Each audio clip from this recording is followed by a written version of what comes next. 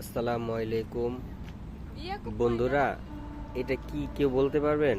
এটা একটা ঔষধি গাছ, আপনাদের আশেপাশেই থাকে কিন্তু আপনারা তো জানেন না। এই যে দেখেন, এই গাছটা ধরলে কিভাবে বুঝে যায়। এই যে দেখেন, বুঝছেন? ধরলে কিভাবে এটা শুয়ে যায়, বুঝছেন? শুয়ে যায়, এটা ধরার সাথে সাথে শুয়ে যায়। এটা একটা ঔষধি গাছ, এটা তো কেউ জানে না, অনেকেই জানে না। এটা খুবই কার্যকর একটা ঔষধি গাছ। দেখেন, ধরার সাথে সাথে পাতাটা শুয়ে পড়ে।